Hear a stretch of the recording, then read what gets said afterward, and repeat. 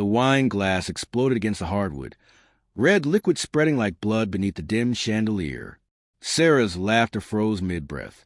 Her eyes darted to the faces around the dinner table. Friends, neighbors, each smile hardening into something brittle. Across from her, David sat stiffly, his knuckles pale around his fork, the silver catching the light like a blade ready to cut through the silence. "It was just a joke," Sarah stammered, her voice thin, unraveling. "You know, husband swapping, like those ridiculous reality shows." But something shifted in the air, thick, heavy, as though her words had torn open a truth no one wanted to touch. The night had begun so simply. Their cozy dining room glowed warmly against the sage-green walls, candlelight flickering between plates. The smell of roasted garlic and rosemary from the lamb lingered, mixing with the sweetness of Merlot. Sarah had worked for hours preparing, wanting to impress their new neighbors, Claire and Tom, who'd just moved in across the street. David, ever the gracious host, had kept the mood light. Work stories, travel tales, the usual small talk that greases the wheels of suburban friendship. But as the second bottle of wine dwindled, Sarah's playful jab about trading spouses for a weekend landed like a stone in still water. Claire's smile faltered. Her eyes flicked toward Tom, who coughed into his napkin. David's fork stopped midair, his jaw tightening in a way Sarah hadn't seen since their last real argument.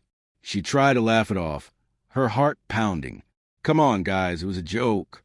But even to her, her laughter sounded hollow. Claire opened her mouth, then closed it. Tom stared at his plate, drumming his fingers in a nervous rhythm. David pushed his chair back. The scrape against the floor felt deafening. "I need some air," he muttered, slipping toward the back door. Sarah's stomach twisted. Something was wrong, something deeper than a joke gone too far. The room felt like it was tilting, candlelight flickering against the walls like whispering shadows. In the kitchen, alone among dirty dishes, Sarah replayed the moment over and over. Had she crossed a line? She'd always prided herself on her wit, her ability to keep things lively. David used to love that about her, didn't he? But his eyes earlier, dark, not with anger, but something closer to fear, had unsettled her. She poured another glass of wine, the stem trembling in her hand. The back door creaked open. David stepped inside, his face pale under the porch light. "We need to talk," he said quietly, as if afraid the walls were listening. Later, when their guests were gone, the two of them sat in the living room. The silence fell heavy. The leather couch groaned under her as she shifted. David wouldn't look at her. His eyes stayed fixed on the coffee table, on the framed photo from their wedding day. "What's going on?" Sarah asked, her throat tight. "You've been distant all night. It was just a stupid joke." He exhaled sharply, fists curling. "It's not the joke, Sarah. It's everything."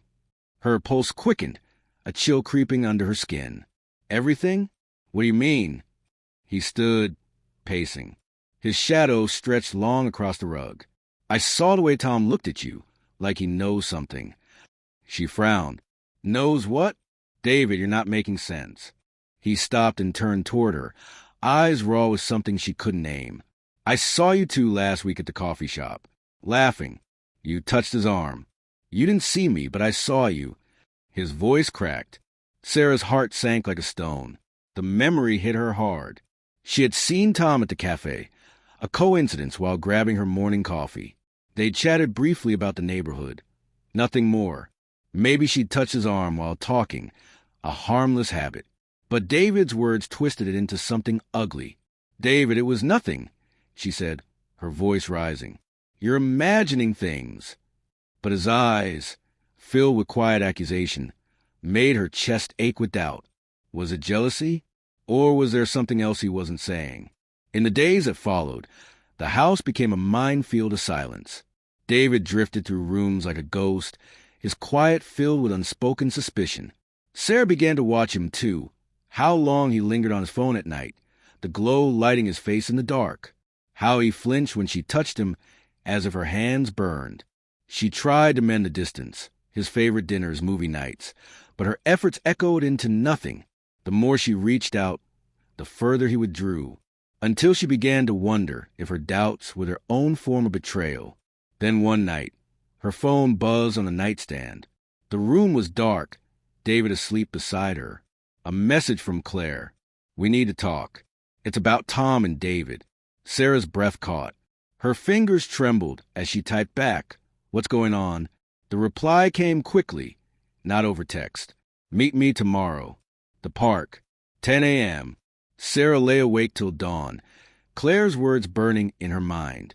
The next morning, the park was cool and sharp with autumn air. Leaves crunched underfoot. Claire sat waiting on a bench, scarf pulled tight around her neck, her face pale. "I didn't want to believe it," she whispered. "But Tom's been different. Hiding things."